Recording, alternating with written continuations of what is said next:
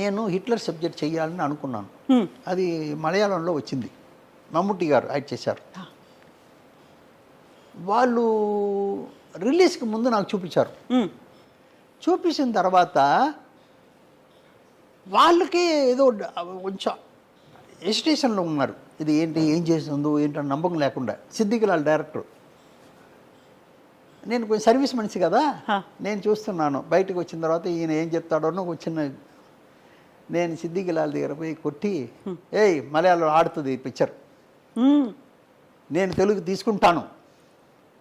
ఇంకా రిలీజ్ కాకముందు మీరు నమ్మారు, మలయాళం ఆడుతుంది, నేను తెలుగు తీసుకుంటాను, ఇంత అమౌంట్ పిక్చర్, నా పిక్చర్ ఆడితే మీకు ఎక్స్ట్రా డబ్బు ఇస్తాను అని చెప్పేసి వచ్చాను. మరో రోజు పిలిచారు. చాలామంది తెలుగు వాళ్ళు చూశారు, వాళ్ళు అంతా అప్సెట్ అయిపోయారు. ఇది ఒక పిక్చర్ అని కూడా అడిగిన వాళ్ళు ఉన్నారు. సరే అన్నీ అయిపోయింది. చిన్న పాయింట్ చెప్తున్నాను, ఇదన్నీ మనం కాదు, మనం మాట్లాడుకున్నది మన కోసం కాదు కదా. అవును కదా, మనం ఇది చూసే వాళ్ళకి మంచిది జరగాలని మాట్లాడుతున్నది. తప్పకుండా. అవును సార్, అందువల్ల చెప్తున్నానమ్మా. ఇప్పుడు నేను పిక్చర్ తీసుకున్నానమ్మా, తీసుకుని మరి హ్యాపీగా చాలా మంచి మ్యాటర్ తీసుకున్నాం అని నా 10 మంది నా, ఇప్పుడు ఎంఎం థియేటర్ని ఇక్కడ వెనక్కి ఉంది, మా మెయిన్ రోడ్లో ఉంది. ఇళయరాజా గారు తీసుకున్నారు, అది ఇళయరాజా మనిషి తీసుకున్నారు. నేను 40 సంవత్సరం నా ఆఫీస్ అది, అదే ఆఫీస్. అవునమ్మా, 80 నుంచి 2000 దాకా, 2020 దాకా. ఇప్పుడు నేను నాతో పాటు 10 మంది కూర్చొని మాట్లాడుతున్నాం, డిస్కషన్కి కూర్చున్నాం. నా దగ్గర పనిచేసిన వాళ్ళంతా, పనిచేసే వాళ్ళు ఇప్పుడు కూడా ఉన్నారు. వాళ్ళు 40 సంవత్సరం 35 సంవత్సరం ఇలా పనిచేసేవాళ్ళు. లాంగ్ జర్నీ మీతో. అవును. ఇప్పుడు మాకు అందరికీ టీ బిస్కెట్స్లు పెడుతున్నాడు బాయ్, మా ఆఫీస్ బాయ్. పెడుతూ నా దగ్గర పెట్టేటప్పుడు పక్కన వచ్చి, ఈ తెలుగులో ఇది ఆడదండి,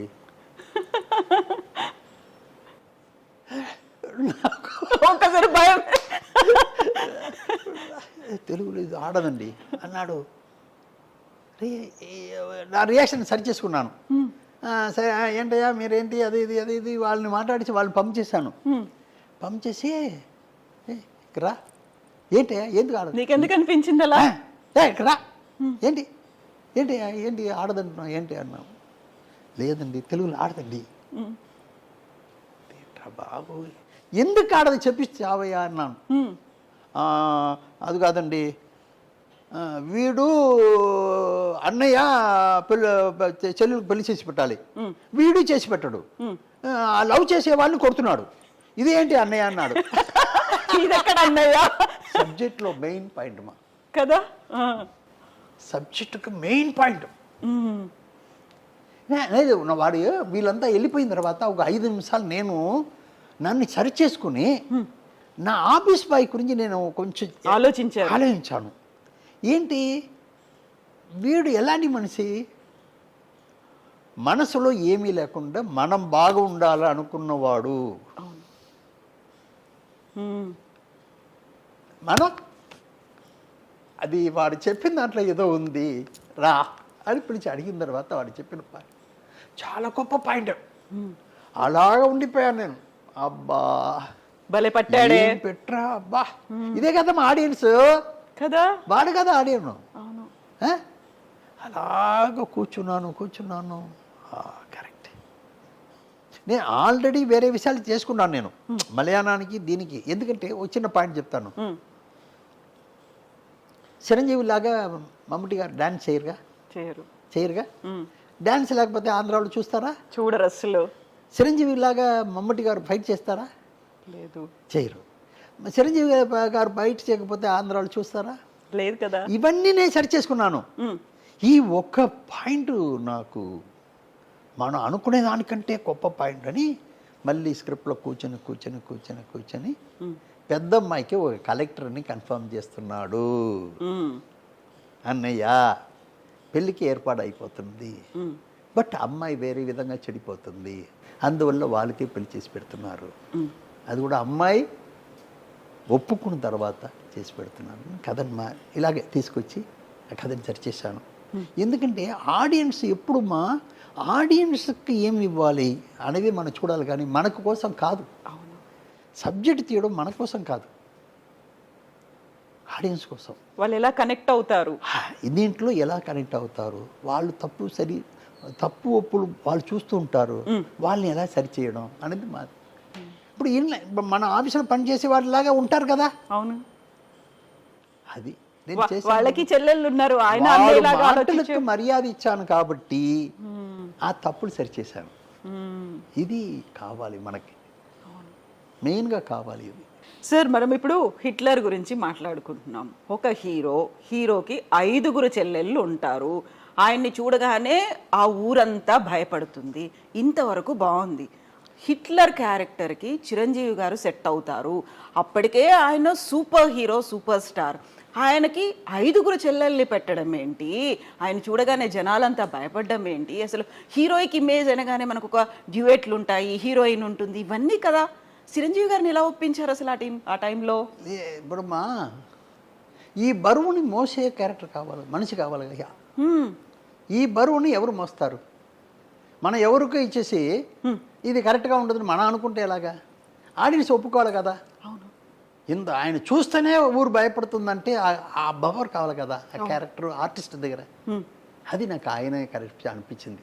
ఇలాగ మామగారులో రొటీన్గా చేసే మామగారు, అన్నయ్య గారు, తాతగారు ఇలా చేసే వాళ్ళు చెయ్యకూడదు. ఆయన దాసరి గారు చేస్తే చాలా బాగుంటుంది నేను అనుకున్నాను. అలాగే హిట్లర్లో చిరంజీవి గారు చేస్తే చాలా బాగుంటుంది. నేను చిరంజీవి గారిని నేను ఆల్రెడీ 93 నేను డబ్ చేశాను తమిళ్లో. ఆరణి మంటలను ఒక పిక్చర్ డబ్ చేశాను. ఎందుకంటే తెలుసు ఆయన గురించి నాకు. మళ్ళీ ఆయన గురించి తెలిసి ఉంటుంది కదా. నేను ఎక్కువ చేసింది తెలుగు పిక్చరే ఎడిటింగ్ ఎక్కువ చేశాను. తెలుగు వాళ్ళతో నాకు పరిచయం 1960 నుంచి ఇప్పుడు దాకా తెలుగు వాళ్ళతోనే నాకు. అక్కడ ఉన్న వాళ్ళంతా నన్ను అరవవారు అనుకుంటున్నారు, ఇక్కడ ఉన్న వాళ్ళంతా తెలుగు వాళ్ళు అనుకుంటున్నారు. అలాగే నా లైఫ్ చెప్తున్నాను. అందువల్ల ఆయన క్యారెక్టర్ మోసేదానికి ఆయనే కరెక్ట్ అనుకున్నాను. ఎందుకంటే ఊరు భయపడుతుంది, అదర్ హీరోస్ భయపడుతున్నారు, అదర్ మనుషులు భయపడుతున్నారు అంటే దానికి ఒక గంభీరం కావాలి కదా. ఆయన వస్తేనే అది ఉండాలి కదా.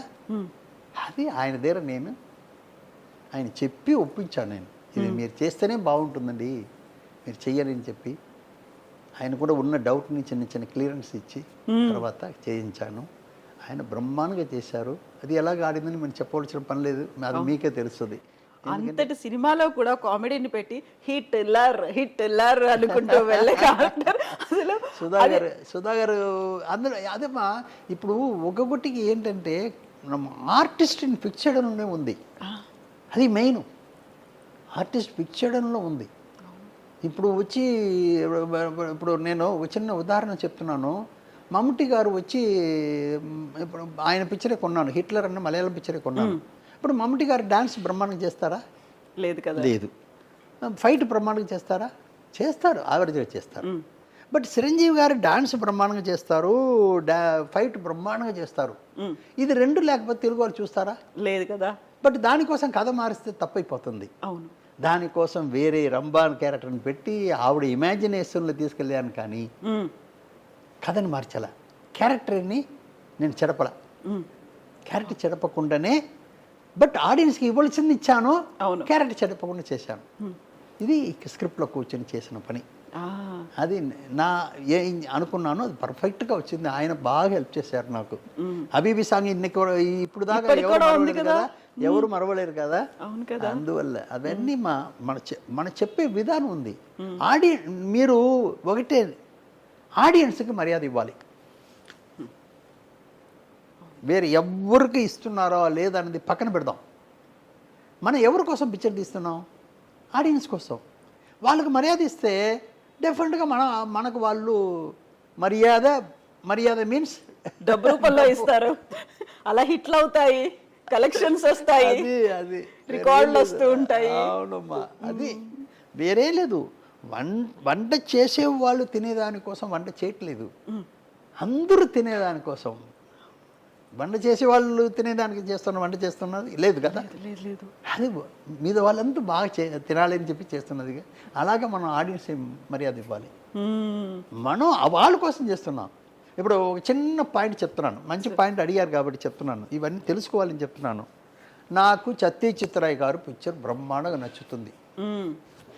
యాజ్ ఎ టెక్నీషియన్ ఫెస్టివల్ నేను చూడండి, ఫెస్టివలే లేదు, ఎక్కడ ఉన్నా వెళ్ళిపోతాను నేను. అన్ని పిక్చర్ చూస్తాను, ఎంజాయ్ చేస్తాను. బట్ చూసి నేను ఎంజాయ్ చేసేది వేరు, నేను ఆడియన్స్ కూడా ఇచ్చేది నాకు నచ్చిందని నీకు ఇస్తే నచ్చదు, అది వేరే.